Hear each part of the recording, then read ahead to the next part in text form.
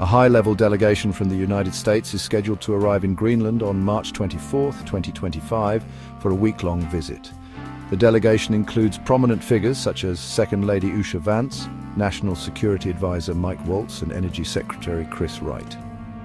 This visit has sparked controversy and raised eyebrows both domestically and internationally. The timing and composition of the delegation, particularly the inclusion of key figures involved in national security and energy, have fueled speculation about the true intentions of the US. The stated purpose of the visit, as announced by the White House, is to foster cultural exchange and celebrate the strong bond between the US and Greenland. The delegation plans to participate in the Avanata Kimusersu, a traditional dog sled race, and visit historical sites, showcasing the rich cultural heritage of Greenland. While these activities may seem benign on the surface, many observers view them as a mere facade, a calculated attempt to appease the Greenlandic people and mask the underlying geopolitical motivations driving this visit.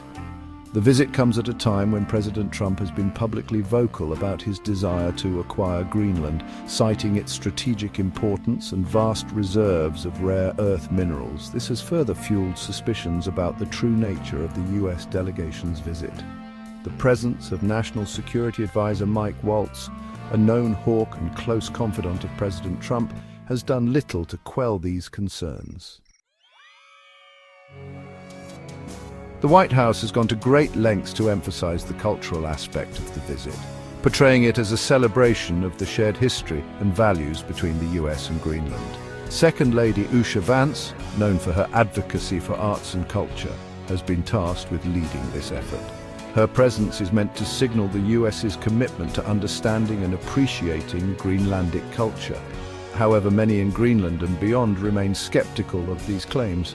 They see through what they perceive as a thinly veiled attempt to soften the ground for more assertive US engagement in Greenland.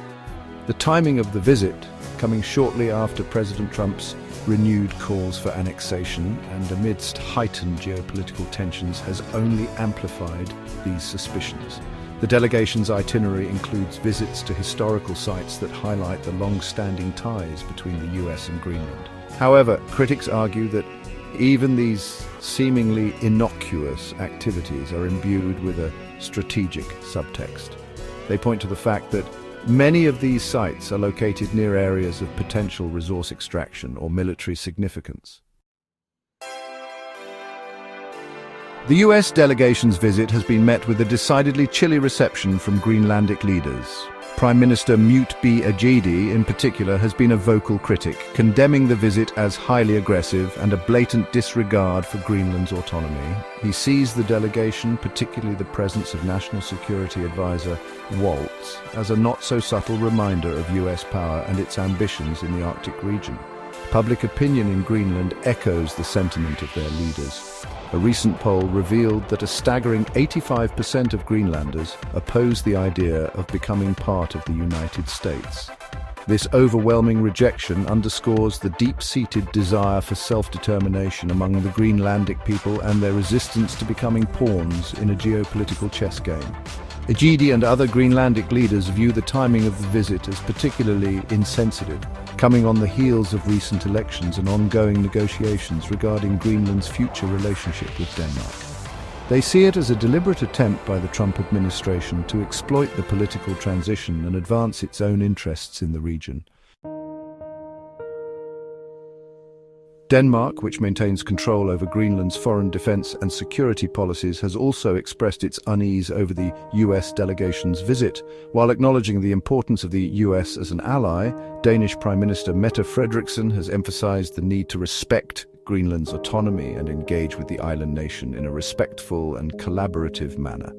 Frederiksen has stressed that any dialogue regarding Greenland's future must involve close coordination between Denmark, Greenland, and the US.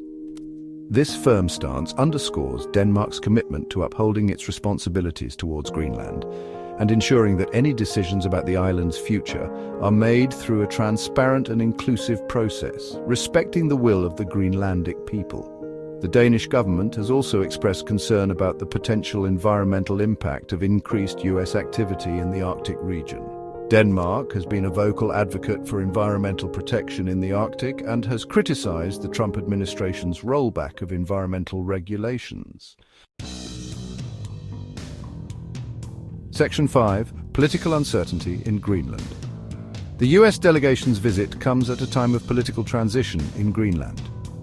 The recent elections on March 11, 2025, resulted in the defeat of Prime Minister JD's party.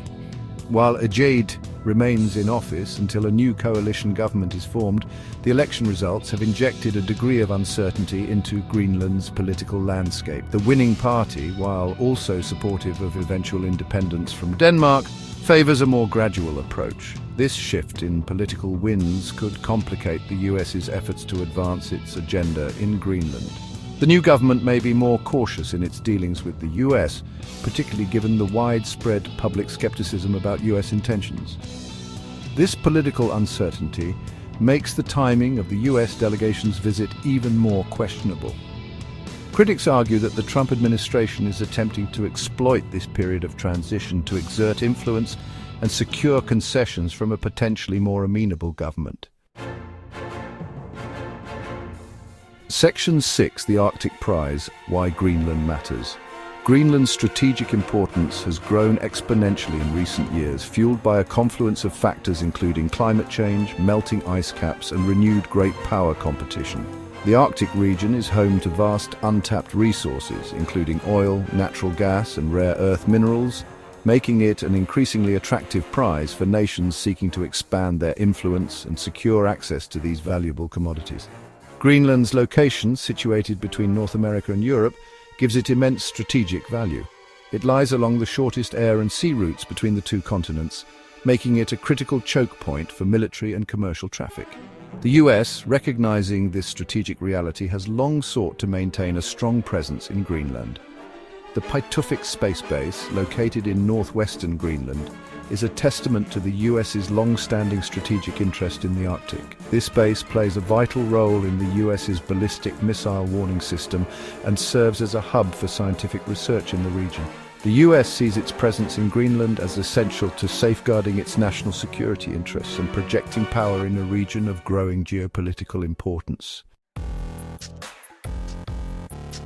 Section 7. Trump's annexation agenda.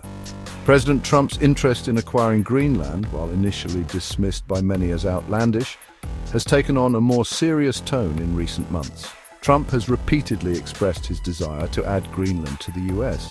He has even gone as far as to task his administration with exploring different avenues for making this a reality. Trump's motivations for wanting to acquire Greenland are multifaceted. On the one hand, he sees it as a real estate deal, boasting about the island's size and resource potential. On the other hand, he seems to be driven by a desire to cement his legacy by adding territory to the US, a feat not accomplished since the 1890s. However, Trump's annexation ambitions have been met with widespread condemnation both domestically and internationally. Critics accuse him of harboring colonial ambitions and disregarding the sovereignty of a nation and its people. They argue that his actions undermine the rules-based international order and set a dangerous precedent for other powerful nations to pursue territorial expansion through coercion or force. Section 8. International reactions and implications. The US delegation's visit to Greenland and President Trump's annexation rhetoric have sent ripples of concern throughout the international community. European allies, already wary of the Trump administration's unpredictable foreign policy, view the situation with a mixture of apprehension and bewilderment. They fear that Trump's actions could destabilize the Arctic region and spark a new era of great power competition. Russia, which shares a border with the US in the Arctic, has reacted with particular alarm. Moscow sees the US's growing interest in Greenland as a direct threat to its own security interest in the region. The Kremlin has accused the US of trying to militarize the Arctic and has vowed to take all necessary measures to defend its interests. China, despite its geographic distance from the Arctic, has also been closely monitoring developments in Greenland. Beijing recognizes the Arctic's growing economic and strategic importance and is keen to secure access to its resources and shipping routes. China has declared itself a near-Arctic state and has been actively investing in Arctic infrastructure and research. Section 9. The future of US-Greenland relations. The US delegation's visit to Greenland is a microcosm of the complex and evolving relationship between the two nations. While the US has long viewed Greenland through a strategic lens, primarily as a bulwark against Soviet expansion during the Cold War and now as a potential frontier in the face of renewed great power competition, Greenland is increasingly asserting its own agency and seeking to chart its own course in the world. The future of US-Greenland relations will depend on the US's ability to adapt to this new reality. The days of treating Greenland as a passive actor in its own destiny are over.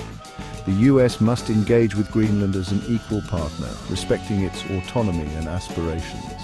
The US needs to move beyond the transactional and recognize that building a strong and lasting relationship with Greenland requires more than just offering economic incentives or security guarantees. It requires genuine respect, mutual understanding, and a shared vision for the future.